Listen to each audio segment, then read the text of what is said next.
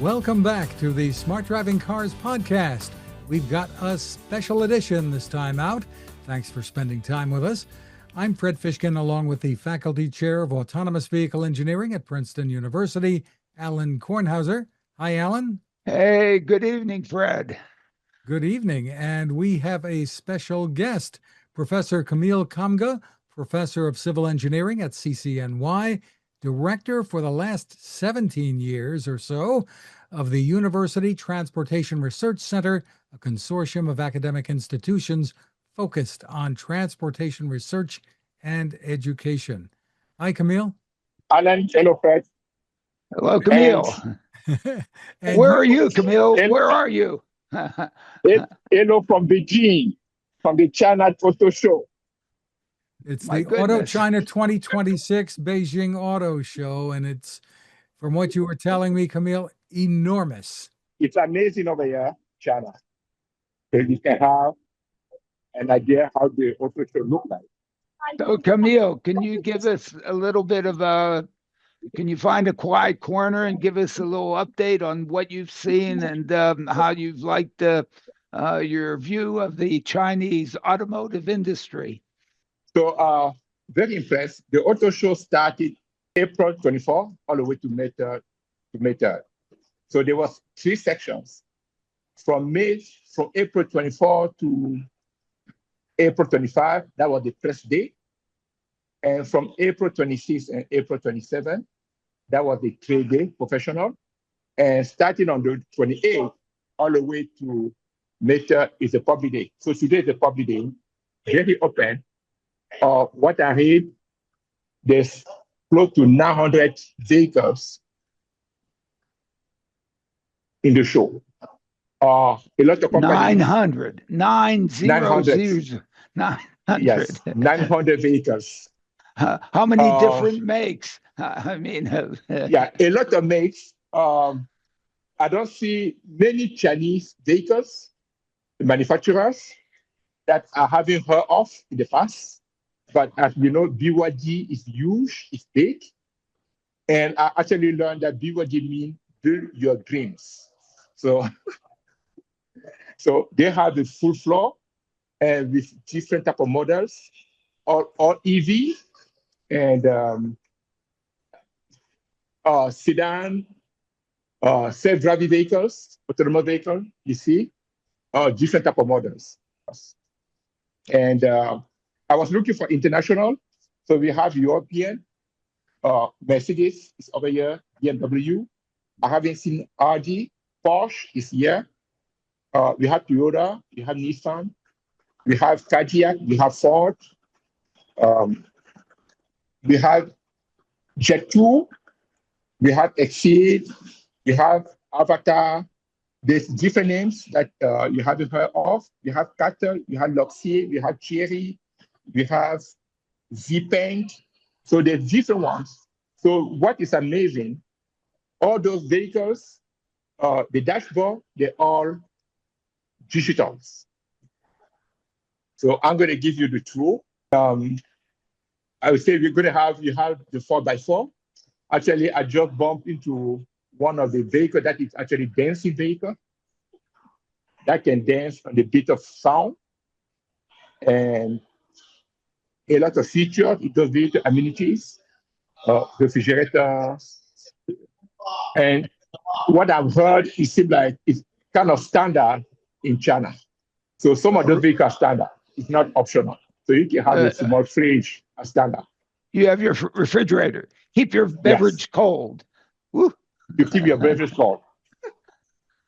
And one of the big stories, Camille, you were telling me before, is some of the pricing that you're seeing.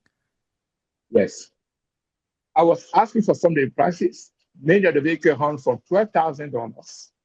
EV, I said, okay, for $12,000, I said, what will be the warranty? The warranty for 3 years, 36 months minimum, at 12,000 vehicles.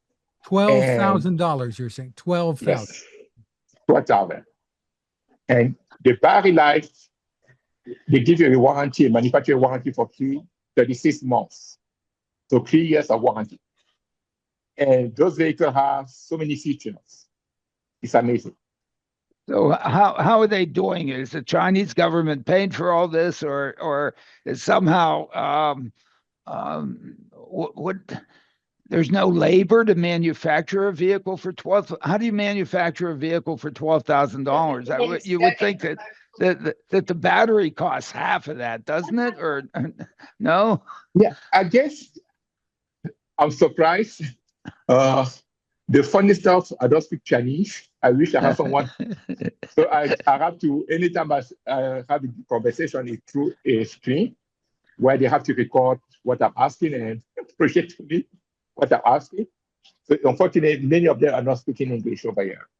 But I guess I expect the labor is very cheap in China. Actually, many of the clips that I'm taking Gigi. Alain, you know Gigi, so I'm moving with Gigi.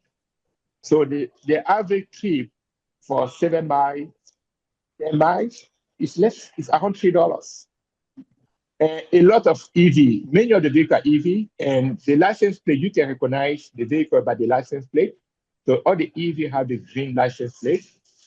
If it's gas, it's going to be blue and commercial, so you can really, a lot of EVs. And one of the questions that I was asking, I don't see that many chargers where people charge the vehicles or the EV. It seems like they charge that from home. So I was looking for a lot of public charging. I don't see that much. I've seen some of the pictures of there was a Rolls Royce look-alike and and a Ferrari look-alike, and what have they just gone nuts? They just might as well just make all this stuff. Yeah, Camille, do you want to take us as you're talking? Do you want to show us some things there that you've seen that are interesting? So, are they giving people rides? Are they giving people rides? No, driverless? They don't give people rides. That's unfortunate. So does it work or doesn't it? Are they faking it or is it real? You have to trust it. So you have to put faith on the vehicle. I have to trust it. Oh my goodness. Okay, great. Ooh, why not? Okay. So you can see, I'm by the show. So this vehicle was a dancing vehicle. So they're going to put the show later on soon, and this vehicle is going to dance. So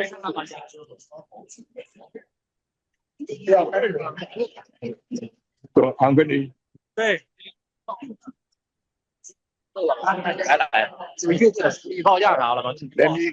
Let's go through the autonomous vehicle. One of the autonomous ones. Yeah. Is there a steering wheel in it or no steering wheel? No, there's no steering wheel. That one has no steering wheel. You know, John Peters, he was the guest lecturer of my class on Monday.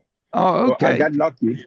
So I was teaching transportation finance. That was the topic. And so this one of the vehicles, you see, you have the steering. Yeah, okay. So how much is that car? Okay, let me ask. Yeah, let me ask one of the. Yeah, they're going to tell me. Okay, 27,000. Okay, that's you see how the handle to open it. Yeah, and that's very the vehicle. Tesla-like, yes. Yeah. But I'm going to show you some really fancy. Oh, a purple one. A purple one. I want the purple one. I love purple. I think I just saw a robot over on the right side too. Oh yeah, there's an X-Pen robot. Hey, I wonder if Chen is there. You see, that's the purple one. So if you look, you see the same thing. How much is the purple one? I want the purple one. I mean, keep that guy. He speaks English. 20,000. Yeah, 20. It's cheaper. Wow. $20,000. Boy, only in China the price. Yeah, only in China. He said only in China the price. Probably not. What has surprised you the most? So many of those vehicles are level 2 and level 3 automatic driving. So that is amazing because even though they have the power steering, but they level 2 and level 3. And the electronic for the vehicles and the features that they have are very impressive. So the stories that we've heard about how dominant they can be globally wherever they're allowed to sell, you would say that that's pretty accurate. Yes, yes. Actually, maybe you heard in Europe that there was some legislation to kind of restrict those the market to those manufacturers from China. And what they did, so they building their vehicle in Hungary. I guess they went to some of the Eastern European countries to open the plant so they can have the vehicle over there built so they can be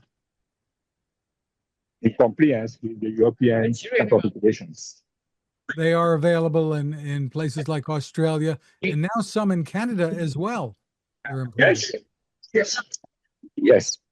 So that's the way the door open. See how the door of the vehicle open on the rooftop. Is there a steering wheel? No. Let me get close to so you can see. Is there a motor? I mean, No, is it real? Is it real? Yeah, it's real. It's real. What do you mean it's real? It's real. Does it move? That's the back seat. That's the back seat, how it look like in the back. So, that's what it looks like in the back. No, that's a concept vehicle, I assume. That's the concept. Yeah, that's the concept vehicle. Yeah, so the concept vehicles don't work anyway. Okay, this is the concept. I'm going to go and get the one. This one is the concept one. Is there a real vehicle? Well, we have the same thing here at the auto shows in Detroit and wherever. There are always a lot of concepts. Yeah, we know all about concepts. The question is, where's some substance? What about the vehicles? Camille, tell us about the vehicles that you're seeing on the street. What percentage are EVs, and have you noticed many that have Tesla-like autonomous capability or self-driving capabilities? Yeah, many of the vehicles on the street, the EVs, as many EVs, but I won't be able to tell because the issue, I don't really know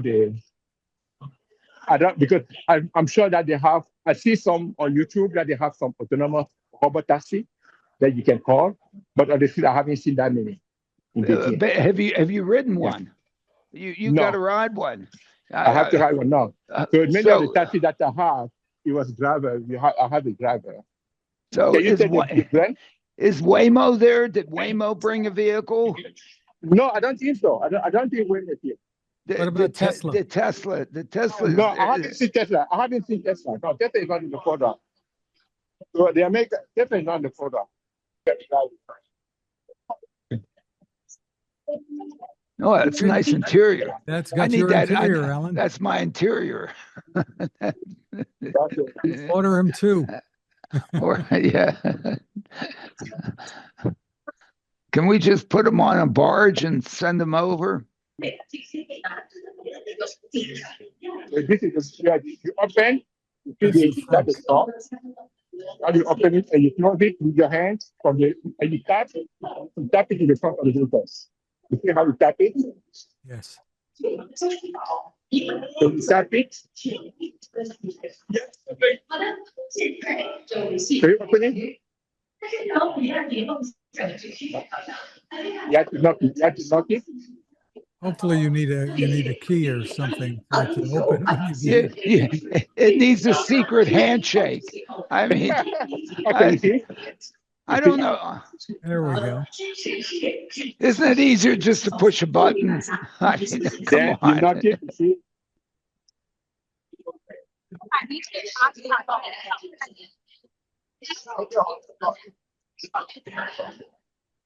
Camille, I guess the most telling thing would be if you could, would you be bringing one of these vehicles home with you?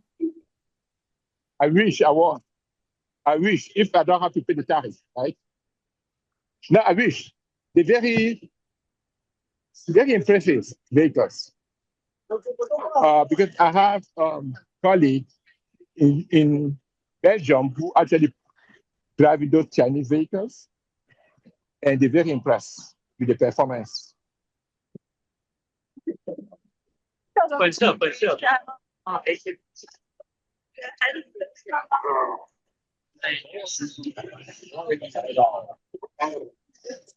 You have, this is level, that's a bike level 4. This is what, level 4? Really? Go in there and Okay. see if there's a steering wheel. Now, you have the steering wheel. You have the steering wheel. But how can it be? Well, then where's the LiDAR? Ooh, is that the Look LiDAR? at the top. Yeah. Ooh, look at that. The data. But So the it's lights. not, It's like the Waymo. They have it on top. Okay. This is level 3. You see the difference? So that one is level 4. So that's a level 3, and then you're gonna see a level 2. So the level 2 Fox, $15,000. $15,000. You see? for L3. L2 for the L2. Oh, who cares about L2? L3. Okay. The L3, 21,000. L2. Okay. The L3 and the L4 is not yet on sale. Only the L2. Oh, so they don't The exist. manufacturer is R Fox. They don't The exist. manufacturer is R Fox. It's R Fox. So L3 and L2 are not on sale yet. When will they start selling L4? Okay. When they're going to start selling L3 and L4? When? Thank you. We don't know this. Okay, they don't know when that may be. Ask them to show you the camera on the front bumper. You have camera on the front over here. You have any cameras? Yeah. On the front bumper. In the front Have bumper, her point it out. front. Can she point to it? It's over there. Where? There's one over there. That's a camera? It's not No, that, no, no, over no, here. no. I want no. That's one over here. That's one over here. That's Yes, a camera. Yes. Yeah. There's Okay. one over there, and there's All one right. over there. Okay. All right. Yeah. They have it. Okay. Yeah. They have 3 Calvo cameras. Oh my In goodness. front they have 2. Wow. Yeah, the whole car have 11. This car Yes. can actually can by itself to drive. You Okay. don't need to drive. Yes. And this technology can receive. Okay. And Okay. Thank you. Well, that's going to wrap up this special edition. Really a great special edition. We want to thank Professor Camille Kamga from the City College of New York for joining us from Beijing. That was really special, Alan. It was, yes, I guess we were just joking around a lot. I guess maybe we should have also been serious a little bit too. I think that it looks like what they have is a number of very good conventional cars available, and I guess some with some technology. It is telling that Teslas are still selling fairly briskly in China, despite all of the manufacturing going on there. Yeah, well, or one wonders whether or not I guess the Glitz sells. I guess I don't know. I don't know. I don't know. We'll have to see. Or we'll have to see what kind of models Tesla evolves or doesn't evolve, or whatever other manufacturers, or whether or not this is really going to influence the German manufacturers, or whether it will influence Ford and GM and Dodge and so on. I don't know. It's clearly the EV market is much bigger in China and in other parts of the world, Norway, for instance, and other Scandinavian countries, than it has been here. But we'll see what develops, right? Yeah, right. I don't know what's going to happen in the EV market. Certainly in my road trip experiences of late, it's really nice that there are chargers all over the place. Range, I think range is a non-issue. Really is a non-issue because you want to stop anyway. I mean, unless they're going to put like bathrooms in these vehicles, or you're going to carry a bottle or whatever. I mean, I guess there are ways to not have to stop. But the range thing is, as long as there are convenient places to get electricity, and why not? Have you found the range issue to be an issue with your car? I mean, you've Not at been all. not driving an Not at all. electric And I've car taken now some. for a You, number you've of years, and you've it's, taken some substantial trips. I've taken some, and I have not run it's into any issues. there are really no issues, and of course the software support for that is really phenomenal, because of course the routing and so on and figuring out what is the best place for you to stop and so on. And given the fact that the monitoring of the number of chargers available and whatever, at least to this point, it's but hey, my experience has been somewhat limited, but I haven't even noticed a problem. Well, we want to thank Camille for spending time with us once again. Hope he has a safe journey back home at the end of the show. You can find more and our newsletter at smartdrivingcar.com, Alan's newsletter. Find my tech reports at textination.com. Thanks again for taking the time to watch or listen, and stay safe. But Fred, it's our newsletter, because every time we publish it, there's a pod and Zoomcast in there. So come on, Fred. I mean, how many of these have we done now? It's just like, For those counting, it's episode 412. 412. It's amazing. What the hell have we done? Is it going to happen? It's happening. It's happening. It seems like, Tesla's out there claiming they're going to open in a bunch of cities. Waymo's opening all over the darn place. Hopefully they'll find a vehicle that they can outfit with their stuff that will do it. I think the comments that we made recently with respect to certainly long haul trucking, I'm just surprised that I'm surprised that Aurora hasn't just said, "My goodness, instead of selling this thing to some other trucking company, why don't we go out there and why don't we run a trucking company with our stuff and really extract the economic value of the darn thing? Why do we have to sell it at some value less than what it really delivers to somebody else, so that they can get some value out of the darn thing themselves? Why don't they just capture it? Surprising. It seems like that's what Tesla's really doing, saying instead of, hey, creating an item that's going to let somebody else deliver something at greater value, why don't we just deliver that at greater value?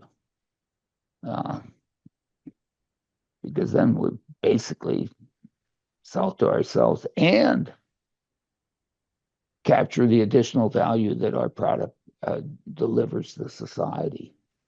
Well, from what I read, the Tesla Semi and the Cybercab have just started what they call mass production. Yeah, maybe then they'll go out and haul freight. I mean, if they're going to move people, why not haul freight?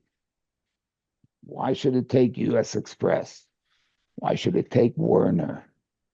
Why should it take J.B. Hunt? Or why should it take an independent owner operator?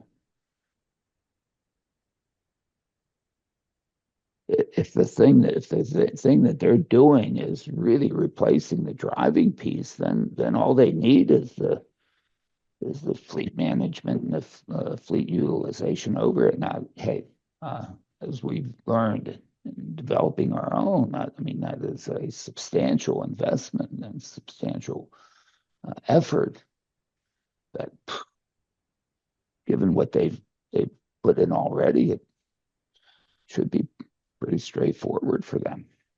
Well, Maybe they'll make the lemonade and drink it too. Ooh.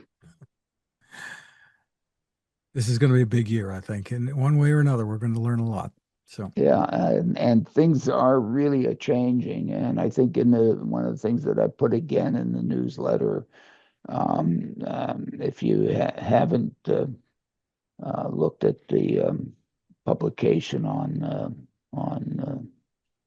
machine learning, I think you should read it because it really is a very good expose of how we got to where we are and where we're going and the interesting element as to how well it is really working. To me, it is astonishing that it's working as well as it's working. once again, thank you all for watching or listening. And as we said, stay safe.